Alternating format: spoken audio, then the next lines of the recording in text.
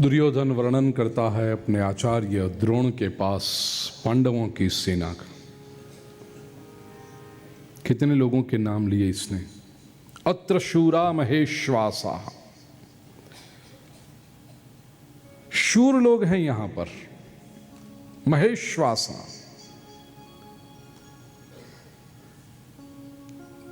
Issue का अर्थ है तीर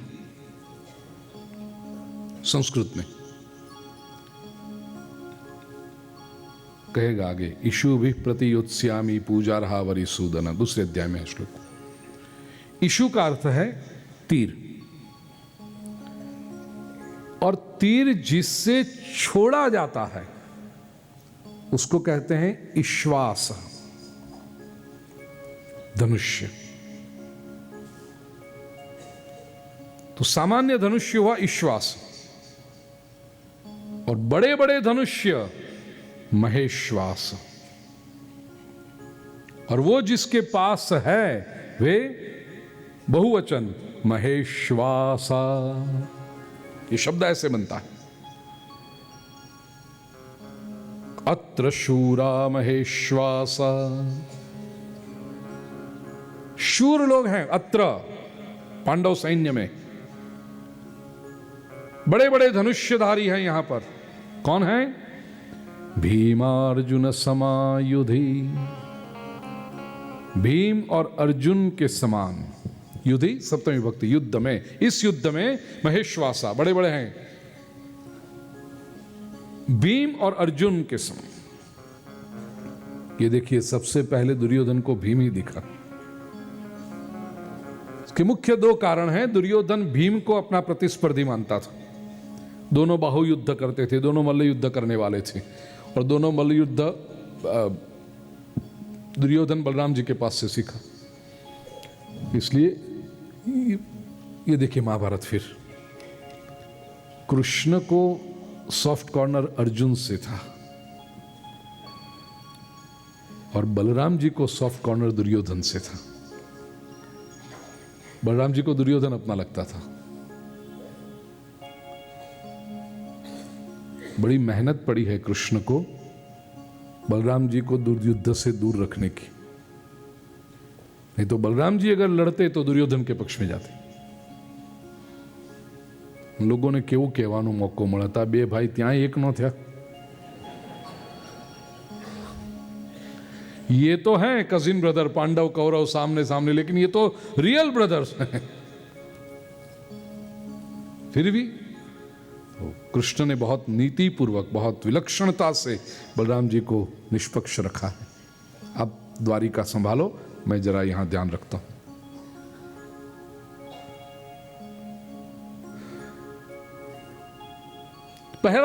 पहले कारण, दुर्योधन को भीम अपना प्रतिस्पर्धी लगता था, इसलिए उसने सबसे पहला नाम पांडव सेना में भीम का लिया। दूसरा कारण, धृष्टद्युम्न ने जो व्यूह बनाया है, व्यूह पैटर्न, सेना को जिस तरह से किया जाता है, जैसे क्रिकेट में फील्डिंग में कैप्टन लगाता है ना कि तुम यहां खड़े रहो, 3 स्लीप, गली, ये वो यहां खड़ा है, ऐसे युद्ध भूमि पर कौन कहां खड़ा रहेगा, कैसे सैन्य खड़ा रहेगा, वो रचना पहले दिन की वज्र रचना थी, और उसके मुख्य स्थान पर भीम था। अब दूर से आप देखो तो पांडव सेना, और वो महतीम जो अगले श्लोक में कहा भीम ने, उसका एक, दुर्योधन ने कहा उसका एक कारण ये भी था, नंबर्स कम थे, लेकिन ये व्यूह जो बनाया था ऐसा बनाया था कि बहुत विराट लगती थी। और इन्होंने जो बनाया था व्यूह कौरवों की सेना की, नंबर्स ज्यादा थे लेकिन लगती थी छोटी।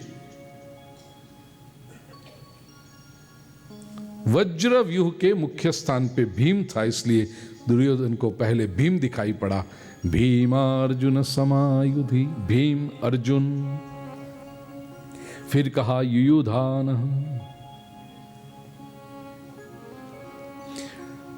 भीम इसलिए भी कौरवों को, इवन धृतराष्ट्र को भी सबसे अधिक डर भीम का लगता था। उनको पता था युधिष्ठिर धर्मराज है, वो शांत व्यक्ति, अर्जुन संवेदनशील है, और देखिए ये धृतराष्ट्र की जो व्यक्ति को पहचानने की शक्ति थी बड़ी विलक्षण थी। He was not wrong.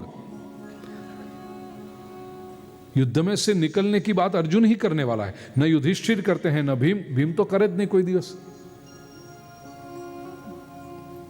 Arjun कर सकता है, नकुल सहदेव भी नहीं करेंगे। रहा कौन? भीम। सबसे डर उनको था, क्योंकि भीम में प्रतिशोध की भावना ज्वलंत थी। कहीं पर भी अन्याय हो, अनीति हो, भीम सहन नहीं कर सकता था, वो तुरंत विरोध करेगा। द्रौपदी के चीरहरण के समय बाकी के 4 पांडव सर झुका के बैठे रहे नीचे। कारण था उनका भी, नामर्दगी नहीं थी, कारण था अपना अपना।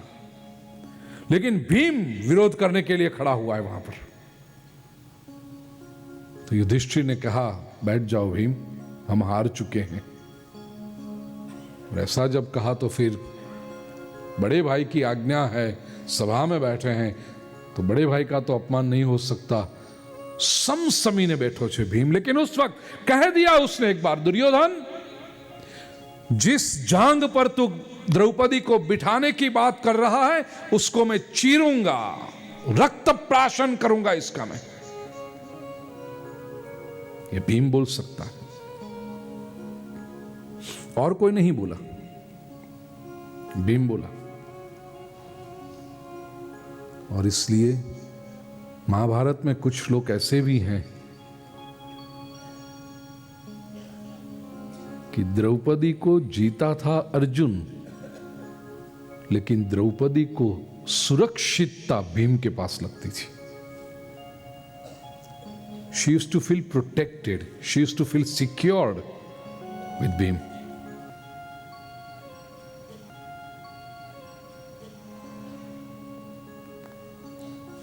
अज्ञातवास के दौरान द्रौपदी सैरंध्री दासी बन के रही है विराट राजा की सभा में, विराट के दरबार में। और जैसा आज होता है वैसा उस समय भी होता था। दासी है तो फिर महल में नौकर जो होंगे उनका भी, द्रौपदी कितनी सुंदर थी, दासी बन के रही, वो शर्त थी इसलिए गुप्तवास में। लेकिन दूसरे सब नौकरों की दृष्टि, कुदृष्टि उसके ऊपर पड़ती थी। कीचक द्रुपद राजा का सेनापति था और रिश्ते में भी लगता था कुछ, बड़ा शक्तिशाली कीचक, उसकी दृष्टि पड़ी। द्रौपदी से दुर्व्यवहार करने गया। द्रौपदी ने भीम को कह रखा था, भीम रसोईया बन के, कुक बन के रहा था वहां पर विराट राजा के महल में। तो जब से द्रौपदी ने हिंट दे रखी थी कि ये कीचक, भीम ने कहा बस अब चिंता मत करो, मैं हूं। और जब कीचक द्रौपदी के साथ दुर्व्यवहार करने गया, भीम पहुंच गया वहां पर, एक मुक्को मारे त्या कीचक नु राम जय राम, पूरा हो गया वहां पर।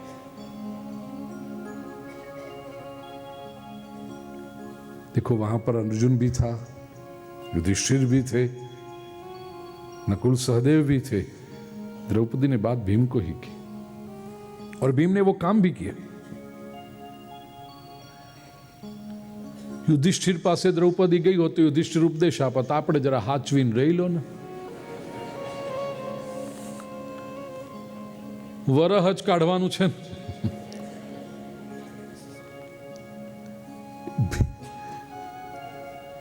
भीम की बात कुछ अलग थी। तो ये और स्वभाव जानते थे दुर्योधन, धृतराष्ट्र, इसलिए भीमार्जुन समायुधि। तो गांधी जी ने कहा था ना कि पूरा महाभारत चला जाए, केवल भगवत गीता रह जाए तो आप पूरे महाभारत को फिर से रिकंस्ट्रक्ट कर सकते।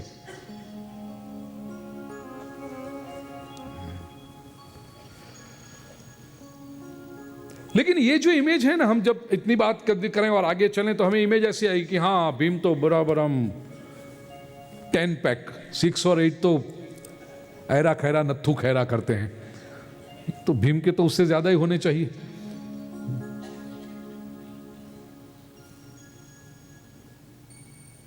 हमें भीम केवल बलवान लगता है, लेकिन यह मत भूलना भीम बुद्धिमान भी था, विचक्षण था वो, और उतना ही इमोशनल भी था। भीम की एक बात थी, वो नारी का सम्मान बहुत करता था। कभी किसी स्त्री के गौरव का हनन हो रहा हो, वो भीम सहन नहीं कर पाता था।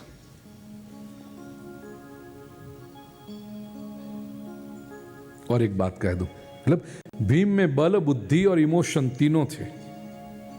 हमें केवल भीम के बल का ही पता है, बहुत विचक्षण। इसलिए भी याद रहे, जरासंध जैसे प्रभावी राजा का फैला हुआ नेटवर्क तोड़ने के लिए भगवान श्री कृष्ण ने भीम का उपयोग किया। हमें केवल एक प्रसंग के रूप में ही वो पता है कि भीम और अर्जुन को लेकर के श्री कृष्ण गए जरासंध की राजधानी में और युद्ध करवाया। पत्ता चीर के श्री कृष्ण ने इशारा किया, इसको चीर डाल, लेकिन वो इकट्ठे हो जाते थे तो भगवान ने इशारा किया, शिवलिंग बना बीच में, और फिर भीम ने शिवलिंग बनाया और जरासंध मर गया। बात इतनी आसान नहीं थी। अधार्मिक राजाओं का पूरा नेटवर्क बना के रखा था जरासंध ने, और उस वक्त के आर्यावर्त में किसी की हिम्मत नहीं थी जरासंध के सामने आंख उठा के देख सके। इतना प्रभावी नेटवर्क, फैले हुए लोग उसके सब जगह पे, और उनको नष्ट करना है, कैसे करेंगे? पत्ता चीरना मतलब केवल जरासंध नाम के एक व्यक्ति के शरीर को चीरने की बात नहीं थी।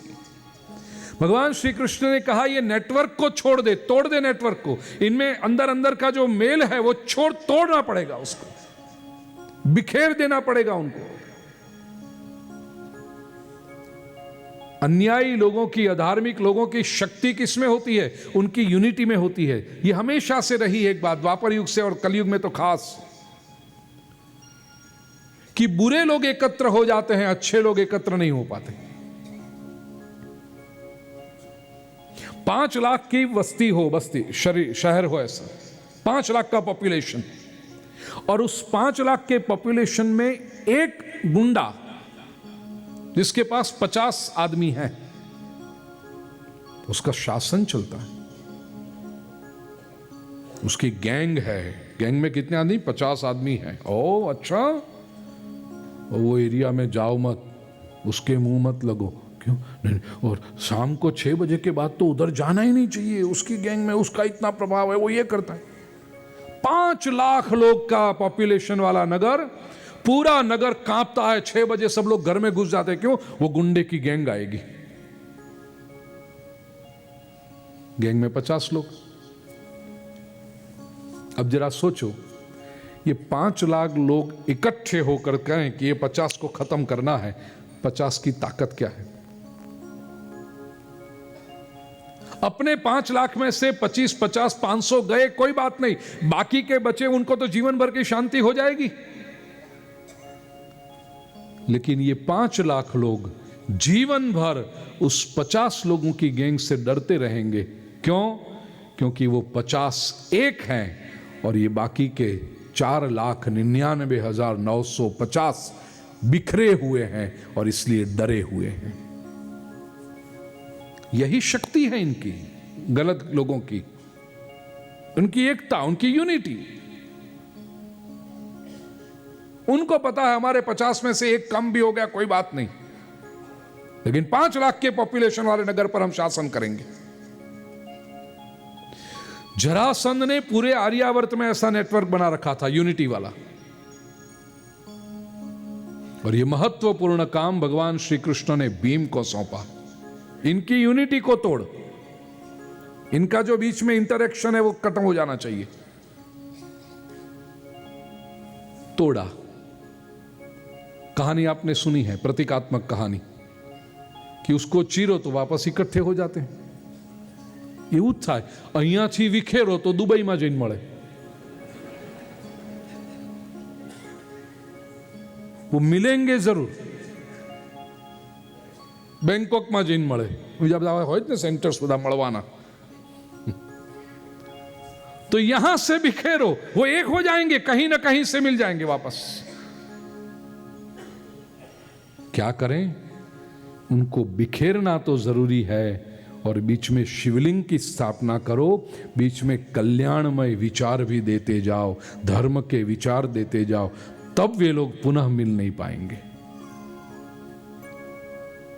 और यह काम भीम के पास करवाया है कृष्ण ने।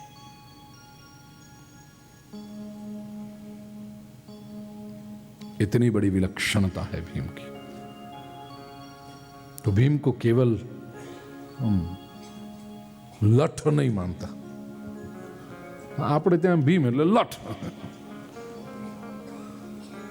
ખાવું, મારવા, બધા ધંધો, ऐसा नहीं। द्रौपदी यदि भीम के पास बस कभी कभी है ना, एक सर्टिफिकेट इनफ होता है। द्रौपदी इतनी बुद्धिमान, इतनी बुद्धिमती, तो भीमार्जुन समायुधे, अर्जुन, उसके बारे में तो आती रहेगी बातें। युयुधानो विराटश्च, युयुधान सात्यकी, वह अर्जुन का शिष्य था। उसने अर्जुन के पास से बाण विद्या सीखी थी। भाष्यकार शंकरानंद जी ने पांडव पक्ष के जो योद्धा है, प्रत्येक योद्धा के नाम की व्याख्या की है। उससे आपको वो पात्र क्या है उसके बारे में पता चल जाएगा। युयुधान, अतिशयेन युद्धयति इति युयुधानः, जो युद्ध का अतिशय उद्यम करता हो उसे युयुधान कहते हैं। इसका दूसरा नाम था सात्यकी। वह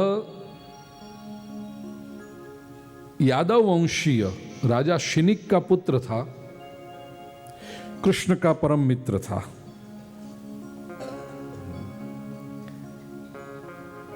महाभारत के युद्ध के अंत में सर्वनाश हुआ है, नहीं बचे हैं वो।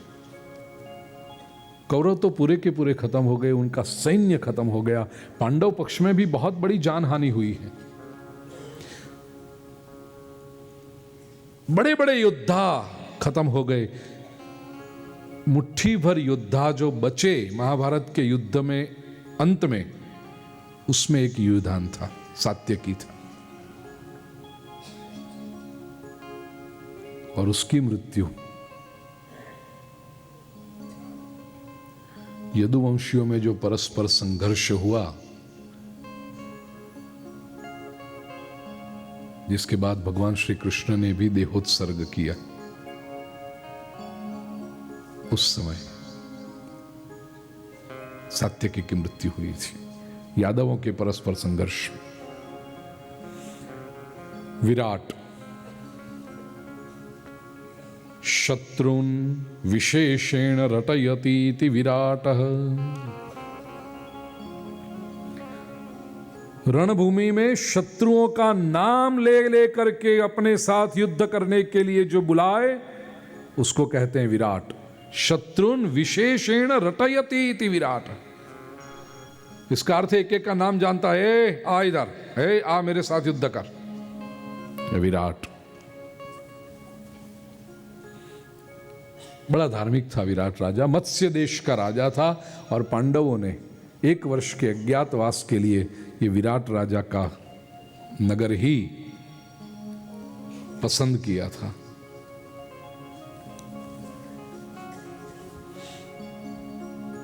1 वर्ष तक पांडव रहे गुप्तवास में, और जब प्रकट हुए तो विराट राजा को इतना संकोच हुआ कि मैंने पांडवों को अपने यहां सेवक बनाकर रखा, भीम को रसोइया बना के रखा,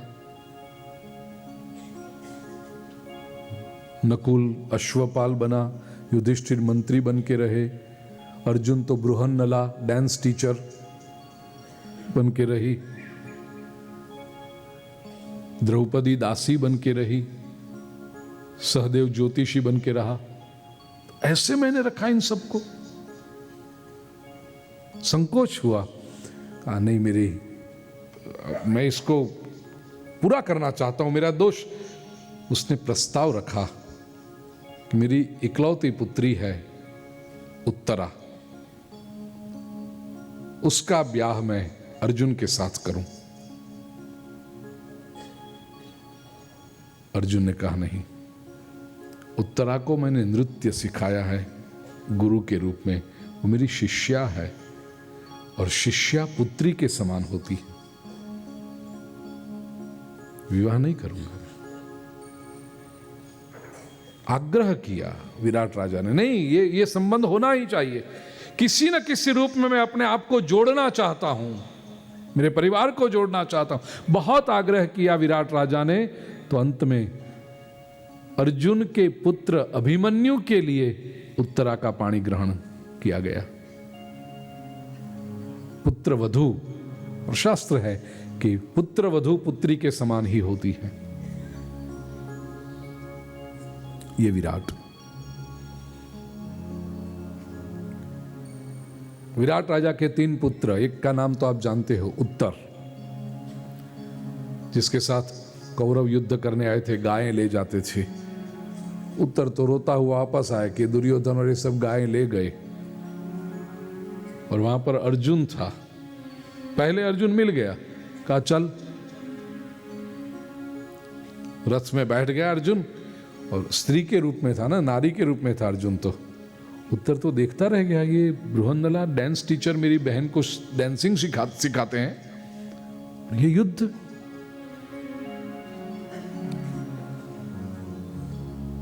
उत्तर।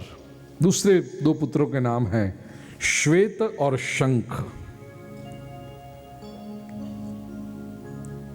अपने तीनों पुत्रों के साथ विराट राजा महाभारत के युद्ध में वीर गति पा चुके थे। द्रुपद, युधानो विराटश्च द्रुपदः, द्रुः वृक्षम पदम ध्वजे यस्य चिन्हम सद्रुपदः। जिसकी ध्वजा में वृक्ष का चिन्ह है वो द्रुपद। पांचाल देश के राजा थे, पृषत का पुत्र था द्रुपद, और पांचाल देश के राजा थे द्रुपद, इसके लिए द्रौपदी का एक नाम है पांचाली। भरद्वाज मुनि के शिष्य थे, द्रोण के सहाध्यायी थे। हाँ, मुझे क्षमा करना, मैंने उस समय परशुराम कहा, परशुराम नहीं, भरद्वाज। द्रोण और द्रुपद दोनों भरद्वाज के शिष्य थे।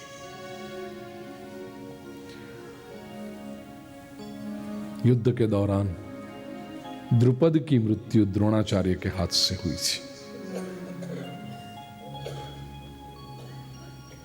यहां पर द्रुपद के लिए विशेषण है महार। ऐसे तो सभी को लगा सकते हो आप, महारथ युधान, महारथ विराट, लेकिन द्रुपदश्च महारथ नजदीक उसके हैं। महारथ किसको कहते हैं? महारथ गुजराती में कहते हैं महारथी, हिंदी में भी है महारथी। महारथी किसको कहेंगे? एकोदश सहस्राणि योधयेद्यस्तु धन्विनाम शस्त्र शास्त्र प्रवीणश्च महारथ इति स्मृतः। अकेला योद्धा 10,000 धनुर्धारियों के साथ लड़े, न केवल लड़े लेकिन विजय पाए, उसको महारथी कहते हैं। तो एक योद्धा 10,000 धनुर्धारियों के साथ युद्ध करे और उनको जीते, तो महारथी एक डिग्री है, पद है। दृष्टकेतुः दृष्टः परभयंकरः केतुरस्येति दृष्टकेतुः। केतु, ध्वज, दृष्ट, परभयंकर। रण में जिसकी ध्वजा को देखकर शत्रुओं को डर लगे उसे कहते हैं दृष्ट केतु। उस समय में धनुष्य रथ के ऊपर जो ध्वजाएं थी उससे पहचाने जाते थे। दृष्ट केतु की ध्वजा को देख के शत्रु उससे दूर रहे, दृष्ट केतु। चेदी देश के राजा शिशुपाल का पुत्र था दृष्ट केतु।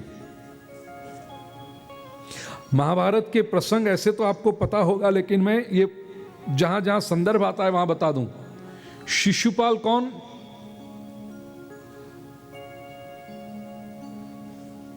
पता है कौन? भगवान श्री कृष्ण ने जिसको मारा था। शिशुपाल की और पहचान कराऊं। भागवत की कथा सुनी होगी तो आपको पता होगा।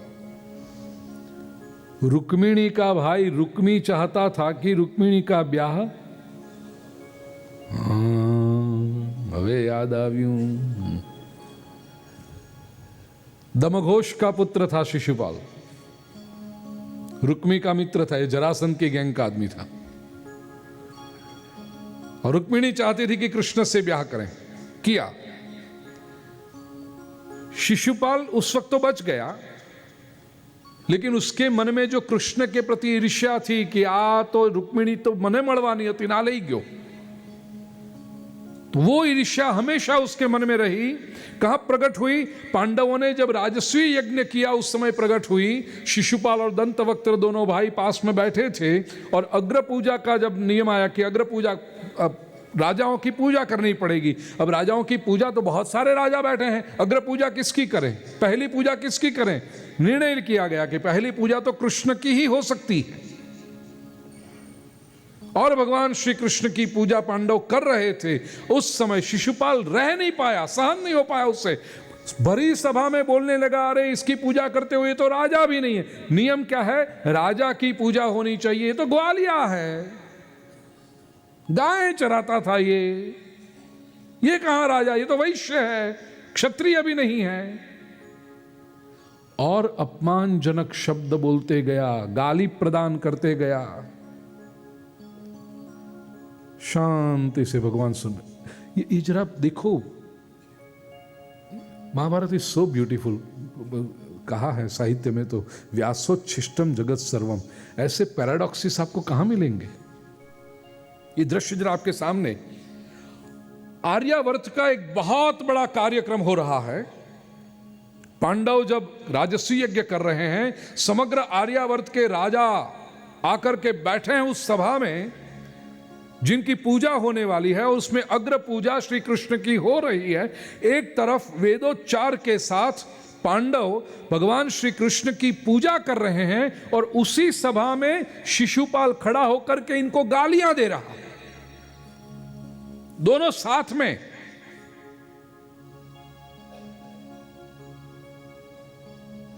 Can you imagine this scene? और वो समय, उस समय स्वस्थ रहना। इतने बड़े राजाओं के बीच में पहला पूजन हो रहा है, ये गौरव मिल रहा है, वो गौरव का हर्ष भी नहीं है। और वहां खड़ा शिशुपाल उसी समय गालियां बक रहा है, उसका शोक भी नहीं है। ये श्री कृष्ण भगवत गीता के दूसरे अध्याय में स्थित प्रज्ञ का वर्णन कर सकते हैं। हमें तो जरा सा कोई प्रशंसा कर दे, कितना अच्छा शर्ट पहना है, नाचवा मांडे। बोलो,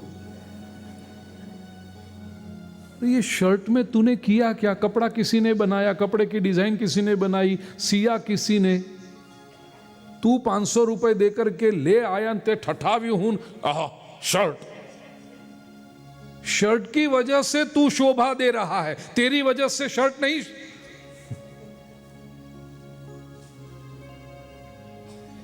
इतनी सी कोई प्रशंसा कर दे तो हम खुश हो जाते हैं।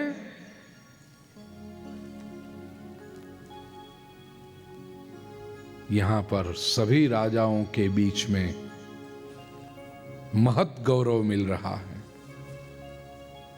स्वस्थ। और जरा सी कोई निंदा कर दे तो हम तो अठवाडिया सुधी ऊंघ न आवे। लोग मेरे बारे में कैसा कैसा बोलते हैं। क्यों डरते हो? किया है तुमने गलत कुछ? ना हमें तो काहे ना, तो फिर क्यों डरते हो?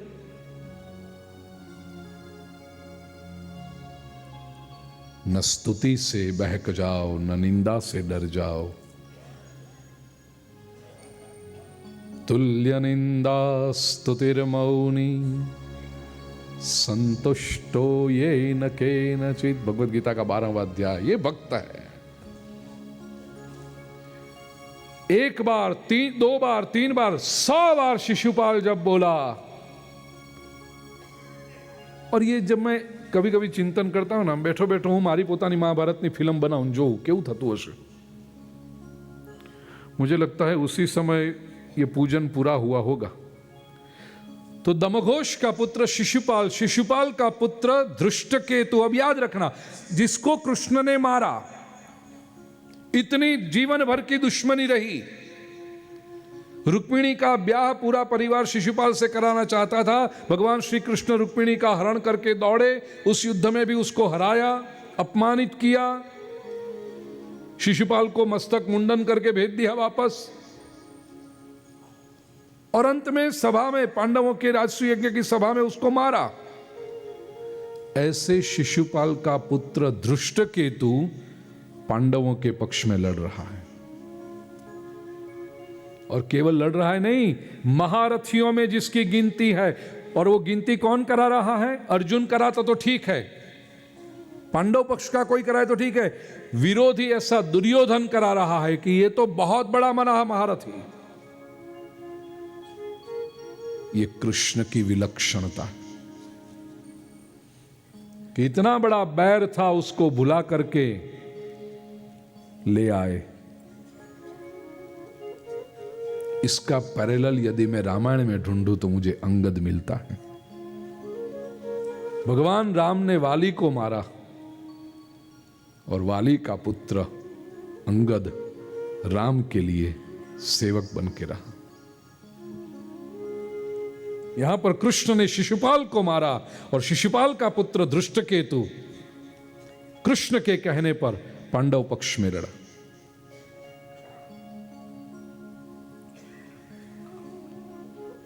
युद्ध में द्रोणाचार्य ने धृष्टकेतु को मारा था, महाभारत के युद्ध के दौरान।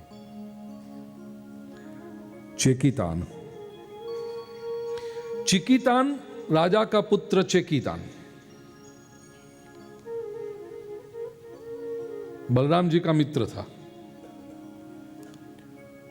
वृष्णि कुल का यादव था, बलराम जी का रिश्तेदार भी लगता था, कृष्ण का भी रिश्तेदार था।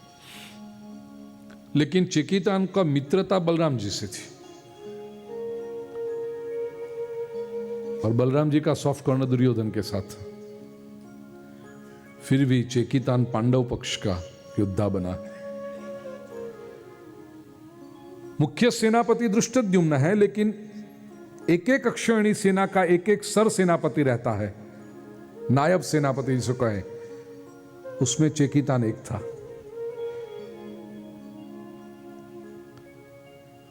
चेकितान का वध दुर्योधन ने किया था। पुरुजित और कुंती भोज, कुंती भोजश्च द्वंद्व समास है वहां पर, दोनों साथ में। ये दोनों पांडवों के मामा लगते थे और उनकी भी मृत्यु द्रोणाचार्य के हाथों से हुई थी।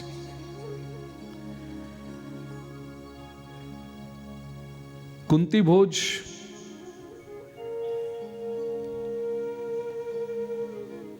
मामा कैसे लगते थे?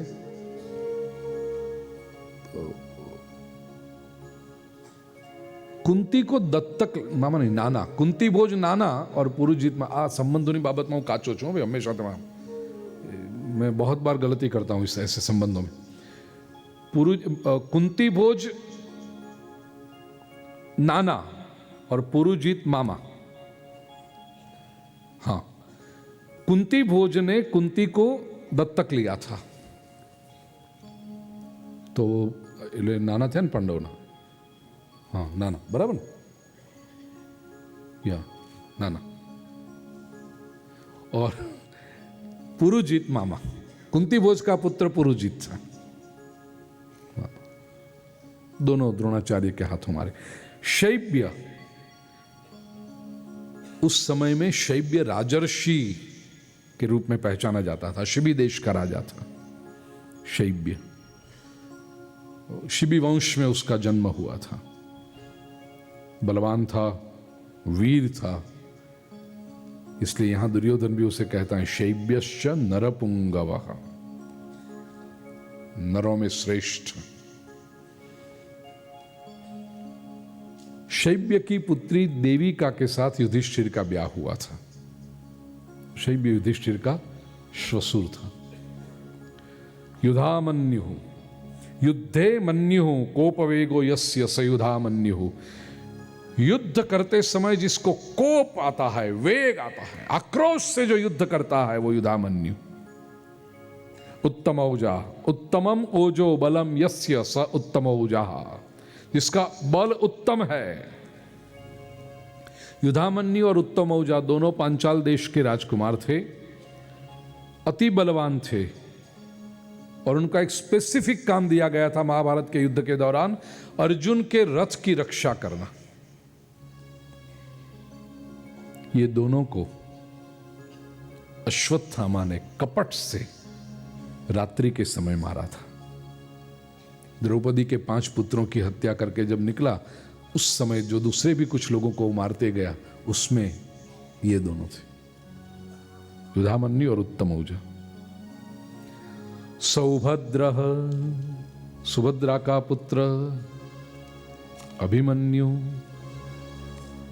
क्या बात करें इसकी, पता था उसको 7 कोठे के युद्ध में प्रवेश करना आता है, बाहर निकलना नहीं आता, फिर भी धर्म की रक्षा के लिए अपने प्राण की आहुति देते हुए जिसने कोई परवाह नहीं की, वह अभिमन्यु, सौभद्र। अर्जुन और सुभद्रा, सुभद्रा श्री कृष्ण की बहन थी।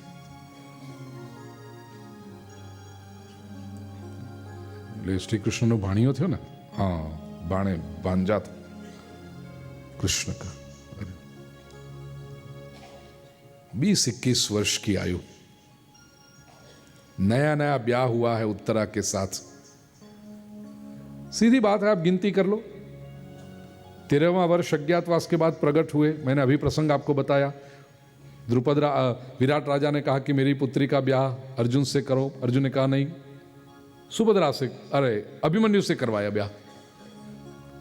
और उसके बाद तो तुरंत युद्ध शुरू हुआ है।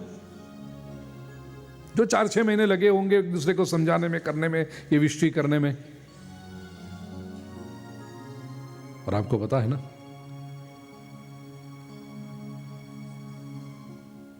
उत्तरा गर्भवती थी। परीक्षित, जो गर्भ की रक्षा भगवान श्री कृष्ण ने की। परीक्षित अपने पिता का मुख कभी न देख पाए, क्योंकि अभिमन्यु की मृत्यु हो गई यहां पर। तो नौजवान, जिसको ब्याह किए 6 महीने भी नहीं हुए हैं, वो नौजवान अभिमन्यु। सौभद्र, दुर्योधन गिनाता है पहले दिन, बड़ा बलवान है ये।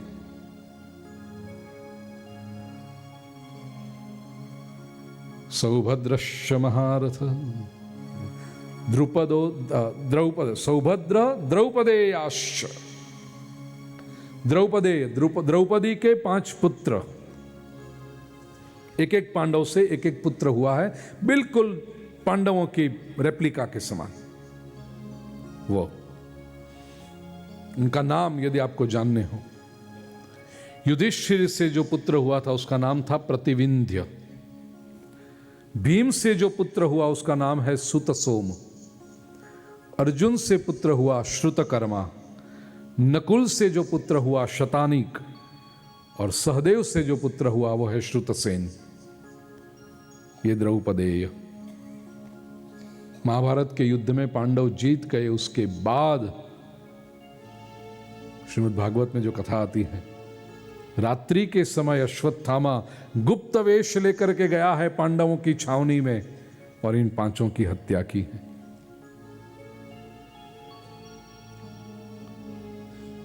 तो द्रौपदी,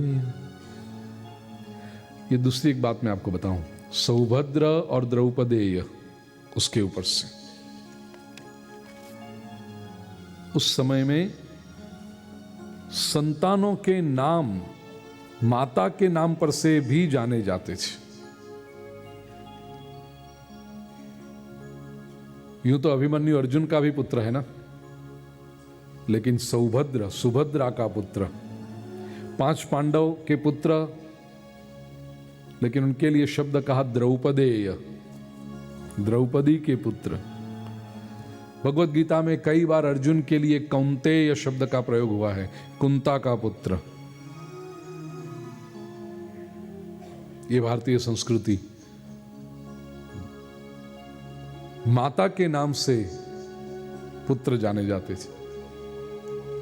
मैं इसलिए स्पष्टता करता हूं कि कोई कुछ अर्ध शिक्षित, अज्ञानी, लेकिन स्वयं को बड़े बुद्धिमान समझने वाले बुद्धू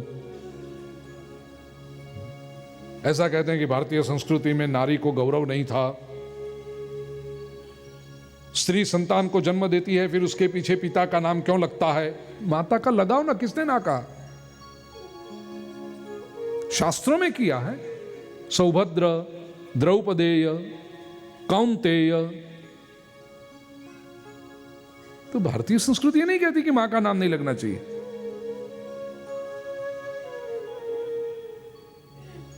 संजय के बाद में लीला लगे, वो केवल आज की बात नहीं है, बहुत કઈ નહીં, ઘેર જઈને બત્તી થાય ત્યારે આપણે કરવાનું, 2 જણને પૂછીને પછી કહેવાનું। હમણાં ને હમણાં જ રિસ્પોન્સ આપવો જરૂરી નથી। तो ये कोई नई बात नहीं है। महाभारत में आप देखो, इसलिए कहता हूं व्यासोच्छिष्टम जगत सर्वम। ये जगत में जो भी आपको कुछ अरे ये तो नई बात आई, ये तो कुछ नया किया, महाभारत में सब कुछ हो गया है, झूठा है सब व्यास का। माता को गौरव था। अब जरा एक ध्यान रखना, अगले श्लोक में हम उससे चलें उससे पहले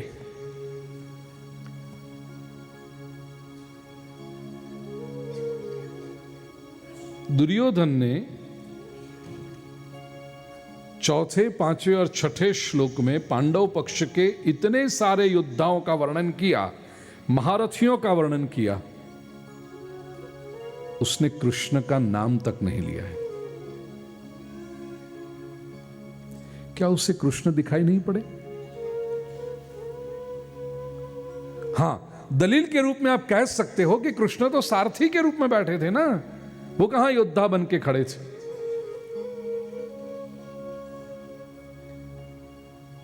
लेकिन दुर्योधन को कृष्ण दिखाई नहीं पड़े। उसके लिए जैसे कृष्ण की कोई गिनती ही नहीं। महर्षि वेदव्यास यहां पर एक बहुत बड़ा सूचन हमें कर रहे हैं, जिसके जीवन में कृष्ण की कोई गिनती ही नहीं है, वही दुर्योधन है।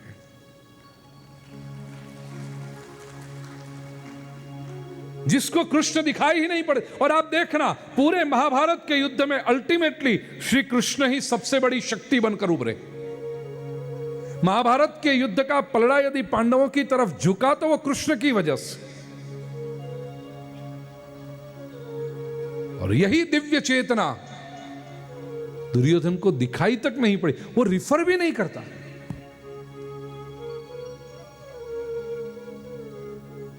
याद है ना, मैंने आज कहा महाभारत में केवल एक ही दुर्योधन था।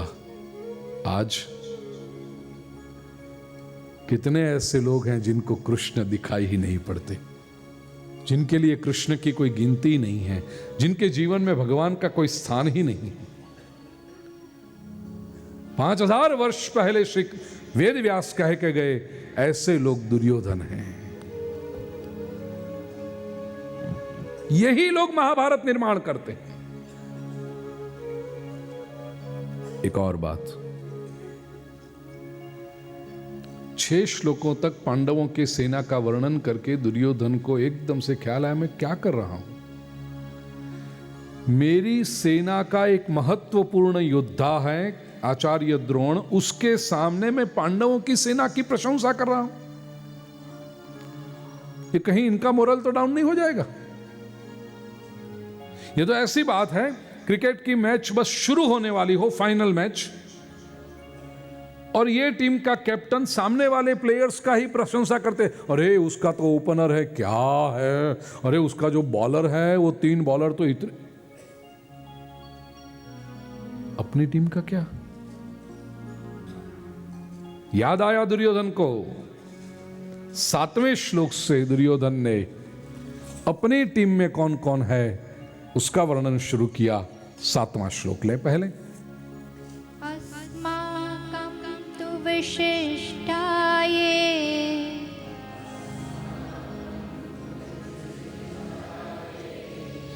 तान् निबोधद्विजोत्तमा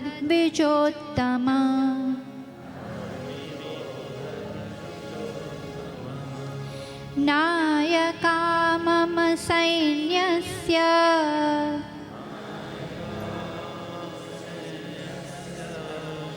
संज्ञार्थं तान् ब्रवीमि ते।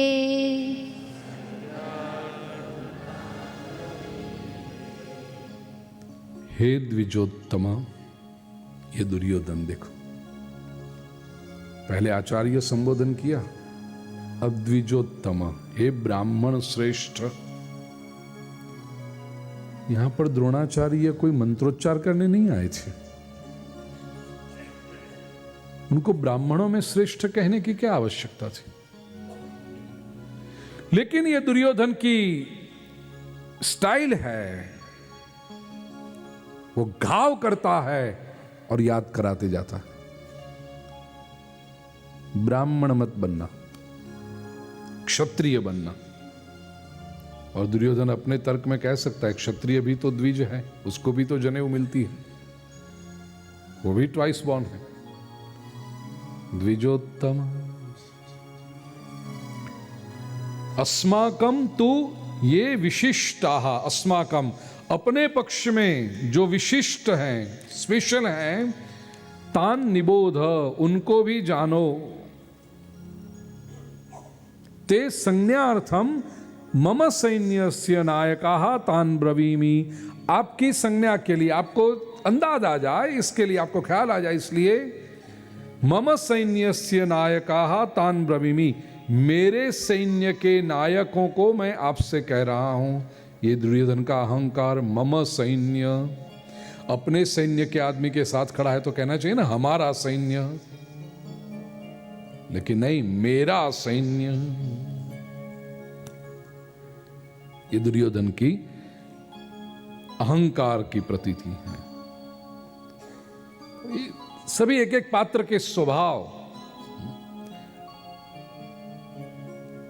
महाभारत में तो वेदव्यास जी दुर्योधन को कहते हैं, दुर्योधनो मन्युमयो महाद्रुम। दुर्योधन कैसा है? मन्यु, क्रोध है, और क्रोध का बड़ा वृक्ष है महाद्रुम। वो जहां से हिलाओगे वहां से क्रोध ही आएगा, ऐसा दुर्योधन। कौन कौन है अपनी सेना में? 8वां श्लोक। भवान् भीष्मश्च कर्णश्च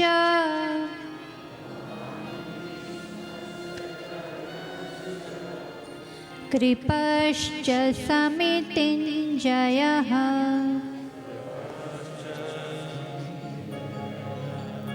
अश्वत्थामा विकर्णश्च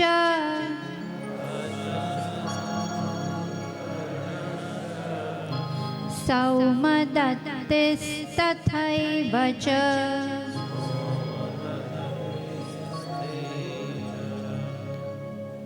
अगले श्लोक में दुर्योधन जानता है कि एक प्रहार किया है द्रोणाचार्य के ऊपर, द्विजोत्तम कह के, तो यहां पर इसके ऊपर मरहम भी लगा रहा है। भवान मम सैन्यस्य नायकाः, के कौन है मेरे सैन्य के नायक? तो सबसे कहा भव आप हो, उनके पास खड़ा है ना इसलिए आप पहले और भीष्म बाद में। यदि भीष्म के पास खड़ा होता तो भवान द्रोणश्च कर्णश्च ऐसे बोलता हो। ये जो स्वार्थी लोग होते हैं ना, इनकी एक विलक्षणता होती है, इनका एक बहुत प्रोमिनेंट लक्षण होता है कि वो जिसके पास है उनकी प्रशंसा करते हैं। ये स्वार्थी लोग। कोई व्यक्ति हमारे सामने रहकर बार बार हमारी प्रशंसा करता जाए तो इससे सावधान हो जाना। हाँ, स्वाभाविक रूप से हो तो ठीक है, लेकिन बार बार करता जाए तो बहुत प्रसन्न होने की बात नहीं, वहां सावधान होने की बात है। कुछ स्वार्थ है। He is creating a plan, लेकिन बार बार करता जाए तो बहुत प्रसन्न होने की बात नहीं, वहां सावधान होने की बात है। कुछ स्वार्थ है। He is creating a platform to push you down. Reason ऐसा है। भगवान आप, फिर भीष्म।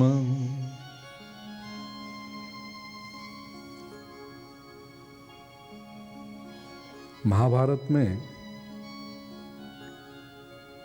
भगवान श्री कृष्ण के बाद यदि कोई पात्र के प्रति मेरा आदर हो तो वो है भीष्म।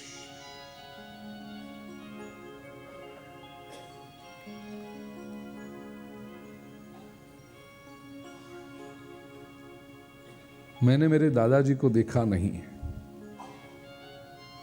पिताजी जब 8 साल के थे तब दादाजी चल बसे, लेकिन बचपन से जो महाभारत की कथाएं सुनी, तो जब भी दादाजी के बारे में सोचता हूं तो मुझे भीष्म की प्रतिमा याद आती। ऐसे हूं दादा, दृढ़ प्रतिज्ञा। भीष्म की सबसे बड़ी कोई बात होगी उनकी सत्य प्रीति, दृढ़ प्रतिज्ञा।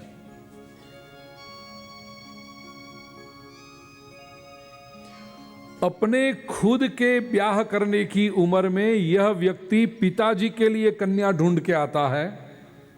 मतलब पिताजी ने ढूंढ रखी थी, नक्की करके आता ही है, और वो वचन दे के आता है। महाभारत की बहुत शुरू आदि पर्व की कथा है। शंतनु भीष्म के पिता, गंगा से ब्याह हुआ था, इसलिए भीष्म गांगे भी कहलाते। भीष्म गंगा पुत्र हैं,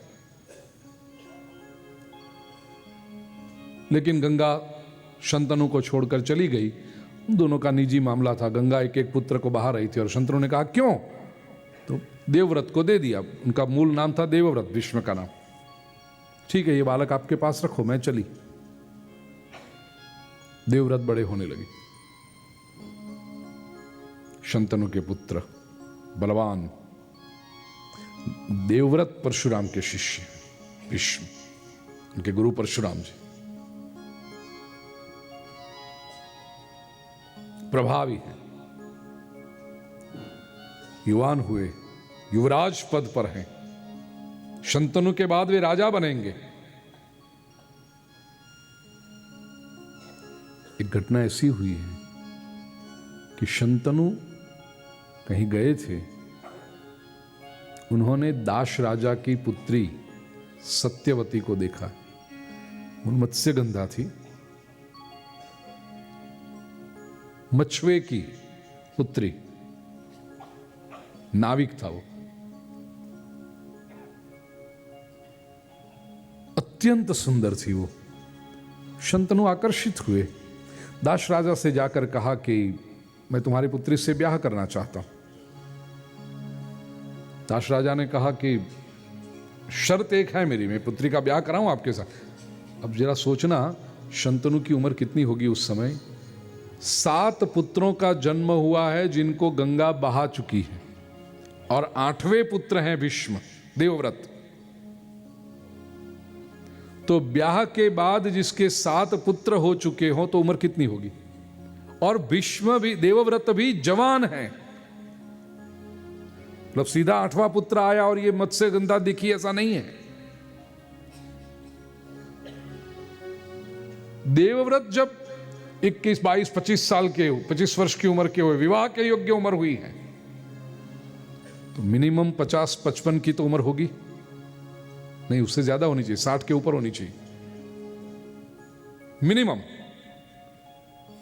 तो 65 की उम्र के शंतनु दाश राजा से कन्या मांगते हो। सत्यवती तो युवती है। दाश राजा ने कहा शर्त एक, मेरी पुत्री के संतान राजा बनने चाहिए। शंतनु रुक गए, क्योंकि देवव्रत का युवराज पद पर अभिषेक कर चुके थे, तो उसे कैसे कहें कि तुम न बनो। लौट आए शंतनु, लेकिन खिन्न रहने लगे। वो मत्स्यगंधा को भूल नहीं रहे हैं, याद आ रहे हैं, उसका सौंदर्य याद आ रहा है। ये पुत्र ने देखा देवव्रत ने कि पिताजी अस्वस्थ हैं कुछ। पूछा पिताजी क्या है? शंतनु ने तो नहीं बताया। पिता थोड़ी पुत्र को बताएगा, एक सुंदर युवती को देखकर आया हूं और वो पसंद आ गई है, ब्याह करना था, लेकिन उसके पिता ने कहा कि तुझे राजा मत बनाऊं, उसके जो संतान होंगे उसको राजा। थोड़ी मर्यादा थी एक, नहीं कुछ नहीं। लेकिन देवव्रत ने ढूंढ निकाला, ये कारण ये है। पहुंच गए दाश राजा के, कहा उस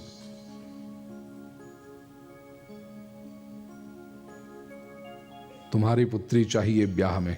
दाश राजा तो तैयार हो गया, अब भी दे दूं। दाश राजा ने सोचा पिता गया, ये पुत्र आया, उसके साथ तो ब्याह कराएं ना, क्यों ना कराएं, अभी दे दूं। देवव्रत ने कहा मेरे लिए नहीं, मेरे पिताजी के लिए। पत्नी के रूप में तुम्हारी पुत्री मांगने नहीं आया हूं, माता के रूप में मांगने आया हूं। दाश राजा ने कहा फिर मेरी शर्त वही है, मेरी पुत्री के जो संतान होंगे वे राजा बनेंगे। देवव्रत ने वहीं पर कह दिया मैं अपना अधिकार छोड़ देता हूं सिंहासन पर का। आई प्रॉमिस यू कि तुम्हारी पुत्री के जो संतान होंगे वही राजा बनेंगे। लेकिन दाश राजा विचक्षण था, उसने कहा आप वचन दे रहे हो, ठीक है मैं मानता हूं आपकी बात को। एक पीढ़ी के बाद यदि प्रश्न निर्माण हुआ, आपका ब्याह होगा, आपके भी संतान होंगे और मेरी पुत्री के भी संतान होंगे, वो तो एक उम्र के होंगे, उनके संतान जब आएंगे तब जो प्रश्न निर्माण होगा कि राज्य गद्दी पर कौन बैठे, तब प्रजा आपके संतानों के साथ खड़ी रहेगी, क्योंकि आपका रॉयल ब्लड है, ब्लू ब्लड है, और मेरी पुत्री से जो संतान आएंगे वो तो मिक्स ब्लड हो जाएगा। प्रजा आपके साथ खड़ी रहेगी, तो उस वक्त फिर मेरी पुत्री का और उनके संतानों का क्या होगा?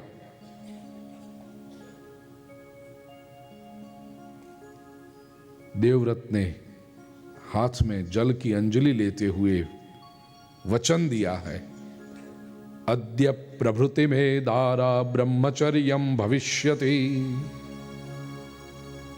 मैं विवाह ही नहीं करूंगा, मैं आजीवन ब्रह्मचर्य का पालन करूंगा, तो मेरी कोई संतान नहीं होगी। तुम्हारी पुत्री के जो संतान होंगे वही हस्तिनापुर की गद्दी पर बैठेंगे। अद्य प्रभृति में दारा ब्रह्मचर्यम भविष्यति, में आजीवन ब्रह्मचारी रहूंगा।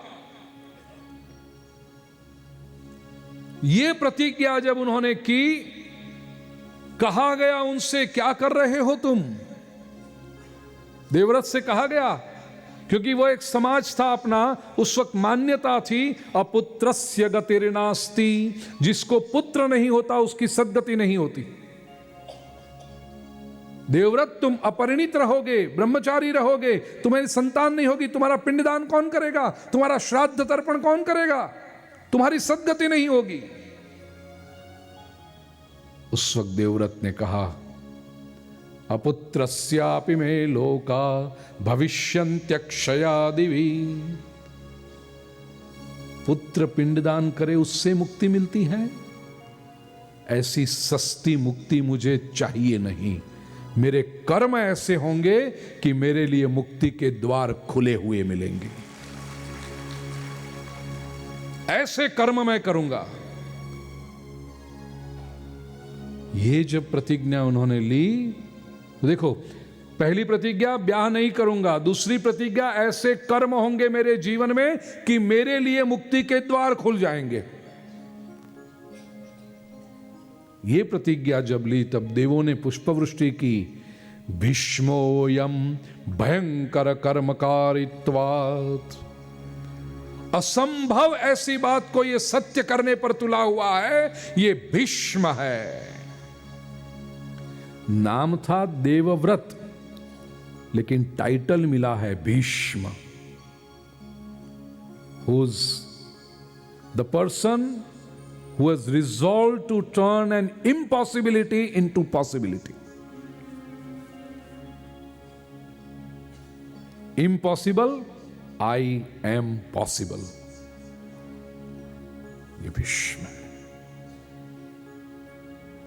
तो नाम, जन्म से नाम भीष्म नहीं था, वो तो उनको मिला हुआ टाइटल है। भीष्म, दृढ़ प्रतिज्ञा, नरवीर, मृत्युंजय,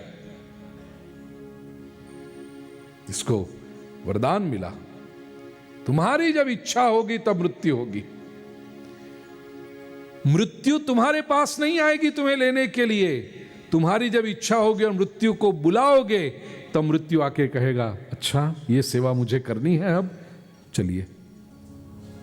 मृत्युंजय ऐसे। कदाचित भारतीय इतिहास के क्षत्रिय परंपरा के अंतिम मुकुटमणि, ऐसे भीष्म, ऐसा क्षत्रिय।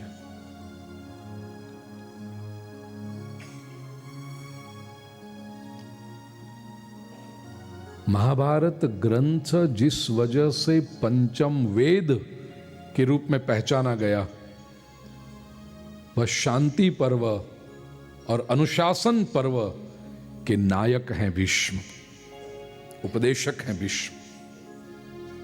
इतना ज्ञान शांति पर। अब भीष्म गीता सुनिए, पढ़िए, ऐसा ज्ञान दिया है उन्होंने, महापुरुष। लेकिन इतना है कि ये शक्ति गलत स्थान पर चली गई। क्यों गई, उसका भी कारण, क्योंकि ये कारण इसलिए स्पष्ट करने पड़ते हैं। आजकल कुछ ऐसे लेखक हुए हैं, वो 5000 साल के बाद एयर कंडीशन रूम में कुर्सी टेबल पर बैठकर महाभारत का विवरण लिखते हैं, अपनी अवर पर्सपेक्टिव, माय पर्सपेक्टिव। अरे तेरा पर्सपेक्टिव क्या है? मेरी दृष्टि में महाभारत, और वो पात्रों को अपनी अपनी तरह से, भीष्म को ऐसा नहीं करना चाहिए था, भीष्म ऐसा यदि करते तो ये ना। तू है कौन? तेरी हैसियत क्या है? कोरे कागज तेरे पास मिल गए, कलम हाथ में आ गई, तो लिखने लगा।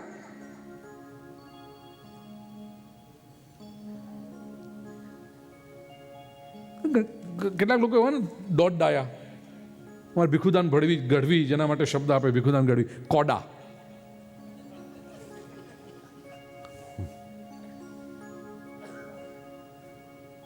ભીખુદાનભાઈ કે હા કે અમે દરેક ગામમાં જઈએ ને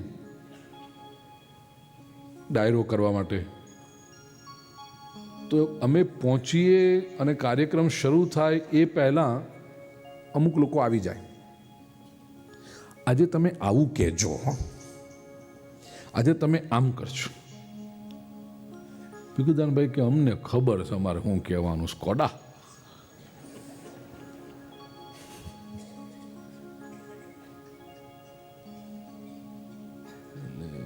ભીખુદાનભાઈને કહ્યું કે અમને આવા કહેવાવાળા આવે। 7 दिन की कथा हो, 5वें દિવસે ટપકે। હા,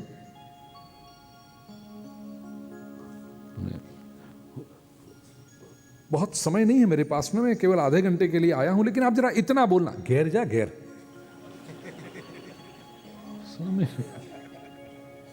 कोडा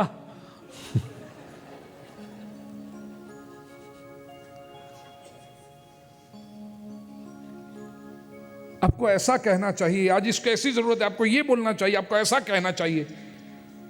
हर एक गांव में 5 कोडा 5 कोडियो मळे।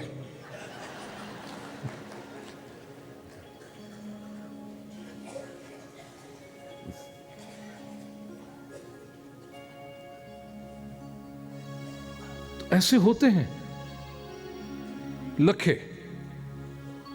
भीष्म को ऐसा करना चाहिए था, कृष्ण को ये नहीं करना चाहिए था, राम जी को, भगवान राम को ऐसा नहीं करना चाहिए था। तो है कौन सी परिस्थिति में ये महापुरुष जिए, कैसे निर्णय उनको लेने पड़े, बाध्य थे ये लोग कोई निर्णय लेने के लिए। पता था उनको कि यह निर्णय लेंगे तो यह परिणाम आ सकता है, लेकिन कुछ कारण थे उनके अपने ऐसे। कृष्ण और भीष्म में जो अंतर है, मेरी नम्र समझ और महापुरुषों से जो प्रसाद पाया उसके आधार पर कहूं, भीष्म कॉन्स्टिट्यूशनलिस्ट थे, श्री कृष्ण रिवोल्यूशनलिस्ट थे। ये अंतर दोनों, ये उनका अपना तरीका है सोचने का। भीष्म शास्त्र क्या कहता है, मेरा कर्तव्य क्या है, मैं अपना बलिदान कैसे दे सकता हूं इसमें, What is expected of me, ये भीष्म का तरीका था सोचने का। And what should be done here by me, ये कृष्ण का तरीका था सोचने का। कृष्ण ने ये नहीं सोचा कि what is expected of me। लोग मुझसे क्या चाहते हैं, ये यदि कृष्ण सोचते तो आज हम यहां बैठते ही नहीं, मिलते ही नहीं। कृष्ण ये सोचते व्हाट इज एक्सपेक्टेड ऑफ मी। अर्जुन ने क्या चाहा था कि मैं युद्ध छोड़ के भाग जाऊं और आप मेरे सारथी हो, चलो घोड़ों को मुड़ा लो इस तरफ जंगल की ओर अभी। और कृष्ण यदि कहते कि constitutionally I am a charioteer, इस समय मेरा कर्तव्य क्या है, मैं अर्जुन का सारथी हूं, ड्राइवर हूं, बॉस अर्जुन है, वो जो कहे उस वहां पर मुझे गाड़ी ले जानी है, मेरा रथ ले जाना है। यदि कृष्ण भीष्म की तरह होते, कॉन्स्टिट्यूशनलिस्ट होते कि मैंने तय किया है अर्जुन मैं तेरा सारथी बनूंगा, तू जो कहेगा वो मैं करूंगा, अब अर्जुन कह रहा है कि चलो जंगल की ओर ले लो, चलो जंगल की ओर, तो इस समय हम यहां होते। अरे हम होते कि नहीं ये भी पता नहीं। थैंक्स टू कृष्ण कि उसने what is expected of me ये नहीं सोचा, what should be done by me. Arjun नो कान पकड़ेंगे तो वो रे कहां जाता है, युद्धस्व विगत ज्वर। Now that was beyond the duty of a charioteer, but only Krishna can do it. वो क्रांतिकारी ही कर सकता है। कृष्ण कृष्ण है, भीष्म भीष्म। जबकि भीष्म, एक प्रसंग मुझे याद, भीष्म अपने पिता का श्राद्ध करने बैठे हैं, शंतनु का। आपने भी यदि किया होगा तो श्राद्ध, कृतज्ञता के भाव से पिंड दे रहे हैं। विद्वान ब्राह्मण जब कराते हैं तो चट रखते हैं, चट दर्भ का एक टुकड़ा, घास का एक रखते हैं, और उसके ऊपर पिंड रखने होते हैं। पिंड क्यों रखने, ये मेरे पिता को मैं दे रहा हूं, ऐसा करके चट के ऊपर रखो। पिता का भाव करके भी मैं पिता को दे रहा हूं, हे पिताजी ये पिंड ले लीजिए आप। भीष्म ने जब श्राद्ध करते समय बोला ये कि ये पिंड मैं मेरे पिता शंतनु को दे रहा हूं, पिताजी ये पिंड ग्रहण कीजिए, ऐसा कह के देने गए, रखने गए चट के ऊपर, उस समय शंतनु का हाथ आया है पिंड लेने के लिए, क्योंकि ऐसा पुत्र कहां मिलेगा। लेकिन भीष्म, शास्त्र में लिखा है चट के ऊपर पिंड रखो, तो चट के ऊपर ही रखा, ये शास्त्र कहता है। शास्त्र तो वही कहेंगे, कितने लोगों के पिता के हाथ आएंगे, और आए तो वहां बैठे रहने वाले लोग कितने।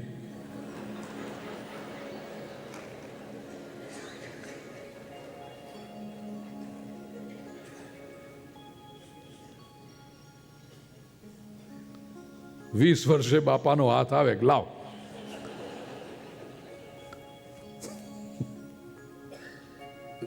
कितने लोग बैठे रहेंगे वहां पर।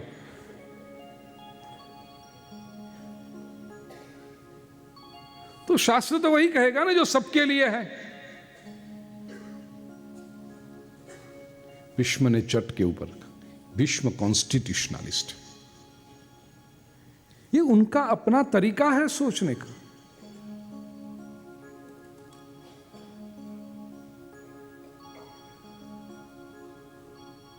वचन दे दिया था ना दाश राजा को, राज्य गद्दी की मैं रक्षा करूंगा,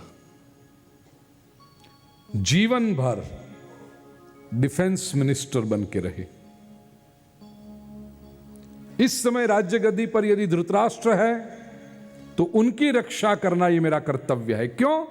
क्योंकि कॉन्स्टिट्यूशनली अभी भी युधिष्ठिर राजा नहीं बने,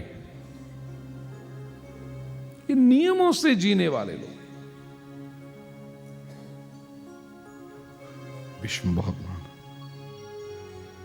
इनका केवल ये शांति पर्व और अनुशासन पर्व आप पढ़ना महाभारत के, बाणशैया के ऊपर से उन्होंने जो उपदेश किया, शांति पर्व और अनुशासन पर्व युद्ध के बाद का विषय, मैंने पूरी शिविर की है उसके ऊपर। 15 घंटे तक केवल ये भीष्म के शांति पर्व और अनुशासन पर्व का उपदेश क्या था। युधिष्ठिर, भीम, अर्जुन, सहदेव, नकुल, 5 पांडव, भगवान कृष्ण बैठे हैं, पूछते, क्योंकि कृष्ण ने पांडवों से कहा था जब भीष्म उत्तरायण हुआ, भीष्म ने तय किया था, मृत्युंजय शक्ति थी उनके पास में, इच्छा मृत्यु वरदान था, तो जब उत्तरायण का आरंभ होगा, मकर संक्रांति होगी, तब मैं प्राण त्याग करूंगा। श्री कृष्ण 5 पांडवों को लेकर गए, चलो ज्ञान का ये सूर्य अस्त हो रहा है, उससे पहले जितना पा सको इनके पास से पालो। तो हस्तिनापुर से कुरुक्षेत्र ले गए कृष्ण और 5 पांडवों को बिठाया है पितामह के पास, ज्ञान प्राप्त कर लो। This is an end of an era. एक व्यक्ति की मृत्यु नहीं हो रही है, एक पूरे युग का अंत हो रहा है।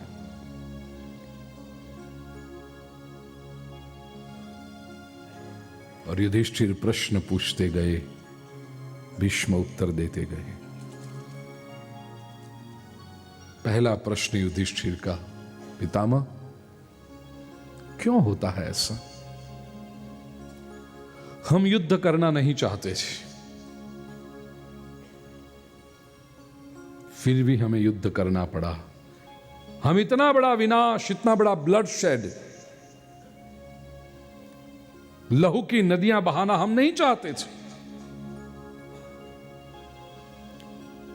कितना कोशिश की, कितनी कोशिश की दुर्योधन को समझाने की, वो माना ही नहीं। ऐसा क्यों होता है? हम अच्छे हों, हम सही हों, हम धर्म के मार्ग पर चलते हो, हमें बुराई नहीं चाहिए, हमें गलत न हमने किया है न हमें करना है गलत, फिर भी हमारे अपने ही जो बुरे थे, बुरे हैं, और हमें भी वो बुराई में खींचते हैं, घसीटते हैं। क्यों ऐसा होता है? हम अच्छे थे फिर भी हमें दुख सहन करना पड़ा, और दुर्योधन गलत था फिर भी वो राज्य गादी संभाले बैठा, संपत्ति उसको मिली। ऐसा क्यों होता? बोलो, ये प्रश्न है कि नहीं? आज भी हमारे मन में ये प्रश्न आता है कि नहीं? Why do bad things happen to good people? ये प्रश्न किसी न किसी रूप में हमारे मन में भी आता है। अच्छे लोगों को जीवन में दुख क्यों से झेलना पड़ता है? सारा मानसोनी साथे खोटा प्रसंगों के हम सर्जाइश। कितने लोगों के मन में यह प्रश्न आता है? जरा हाथ ऊपर करेंगे। मेरे मन में भी यह प्रश्न आता है कि हम अच्छे हैं, न कभी बुरा किया है, न करना है, न करेंगे, फिर भी बुरे लोग क्यों हमें घसीटते जा लेते? जो हमें नहीं करना है वो क्यों करना पड़ता है? युधिष्ठिर पूछते में युद्ध नहीं करना था, 5 गांव Krishnan. I mean, how much more generosity can you expect from us? हम कितने अच्छे बने इससे? अभी सब कुछ छोड़ दिया हमने।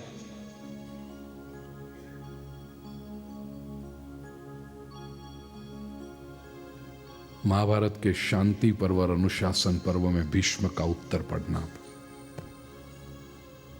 आपकी सारी शंकाओं का समाधान हो, मेरी शंकाओं का समाधान हो गया। आपकी शंकाओं का समाधान, भीष्म का उपदेश, भीष्म गीता।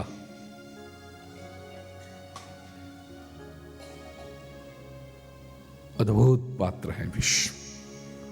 मैं यदि भीष्म के बारे में बोलूंगा 7 दिन तक उन्हीं के बारे में बोलता रहूंगा। मेरे प्रिय पात्र। मैंने कहा महाभारत में कृष्ण के बाद दूसरे स्थान पर यदि मैं किसी को आदर देता हूं, भीष्म। मेरे दादा के समान। कृष्ण मेरे मित्र हैं और भीष्म दादा।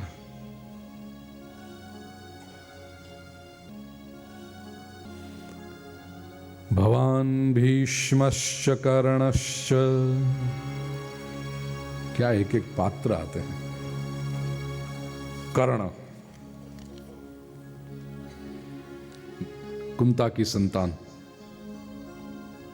छठा पांडव, लेकिन पूरा जीवन पूछता रहा मेरे माता पिता कौन, मेरी मां कौन, मेरी मां कौन। पता न चला, और जब पता चला तो अपना कर्तव्य निभा न पाया, क्योंकि वो भी वचनबद्ध था। महाभारत के युद्ध से पहले जब कौन किसके पक्ष में लड़ेगा इसके लिए कृष्ण निकले हैं, जैसे द्रोणाचार्य के पास गए, जैसे कर्ण के पास गए, कर्ण को समझाया आजा, कर्ण का नहीं। अंत में कृष्ण ने यह कहा, कर्ण तू राधे नहीं है, तू कौंतेय है। सूर्य पुत्र है तू कर्ण।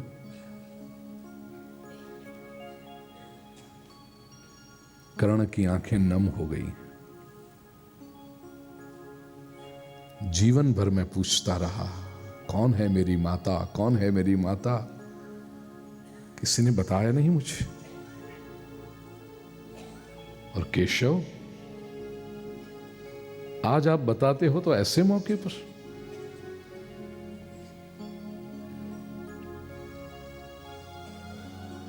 दुर्योधन को मुझ पर भरोसा है, मैं दुर्योधन का भरोसा तोड़ नहीं सकता।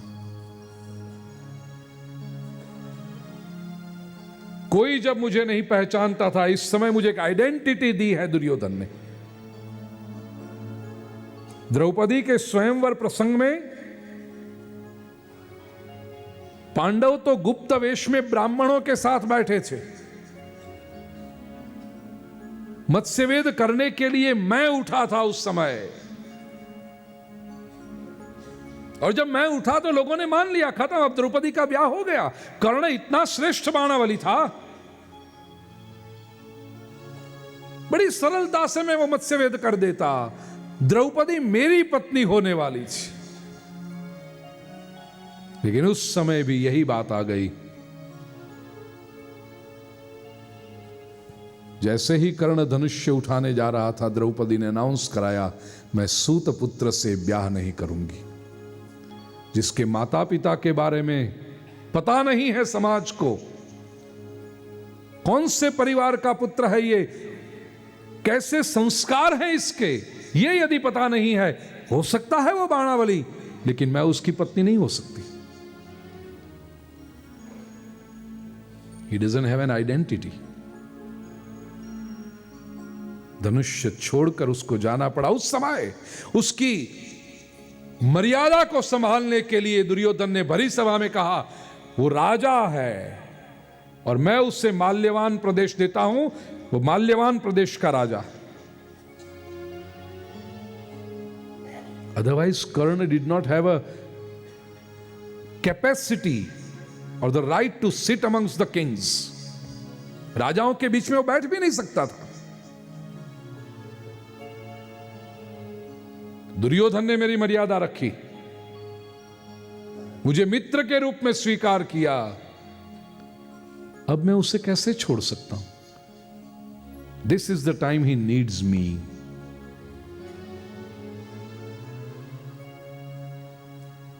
और फिर जो कर्ण कहता है, अब ये प्रसंग ऐसा है ना कि अब सामने देखो तो कृष्ण का पलड़ा हल्का हो जाता है, कर्ण का पलड़ा भारी हो जाता है। ये महाभारत में एक प्रसंग ऐसा है कि कर्ण कृष्ण से भी बड़ा दिखाई पड़ता है। कर्ण कहता है, केशव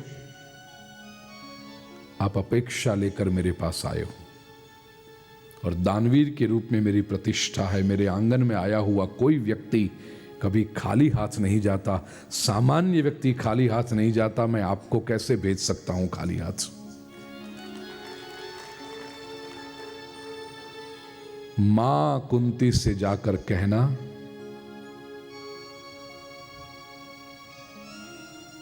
कि उसके पांडव 5 ही रहेंगे।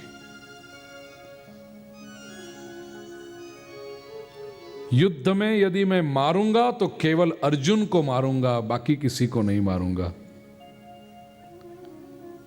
और मेरी मृत्यु यदि हो सकती है तो केवल अर्जुन से हो सकती है, और किसी की शक्ति नहीं कि मुझे मार सके।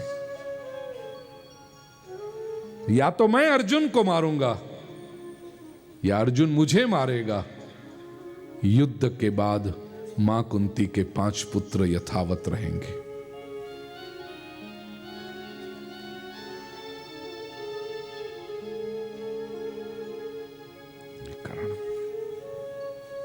कोई आवश्यकता नहीं थी उसको ऐसा वचन देने की, न कृष्ण ने कोई मांगा था ऐसा वचन।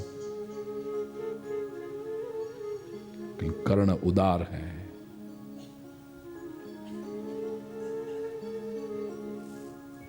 बाद में जब इंद्र गया, क्योंकि ये जब वचन दिया है, इंद्र कांपने लगा, मेरे पुत्र अर्जुन का क्या होगा?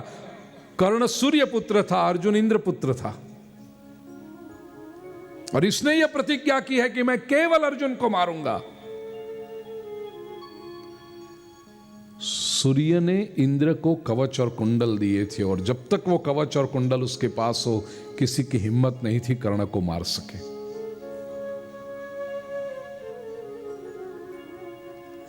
अपने पुत्र अर्जुन की रक्षा करने के लिए इंद्र ब्राह्मण का रूप लेकर के कर्ण के पास गया और कवच कुंडल मांगे। कर्ण को पता था, सामान्य कोई ब्राह्मण होता तो कवच कुंडल नहीं मांगता।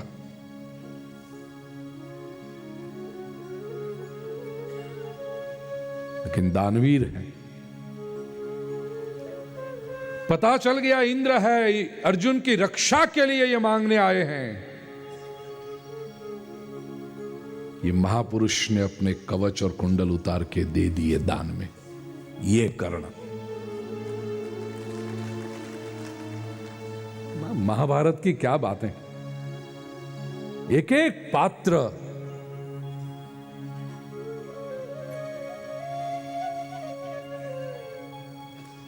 अद्भुत। कल आएंगे, आगे की बात करेंगे। कृष्णाय वासुदेवाय हरये परमात्मने प्रणतः क्लेशनाशाय गोविंदाय नमो नमः।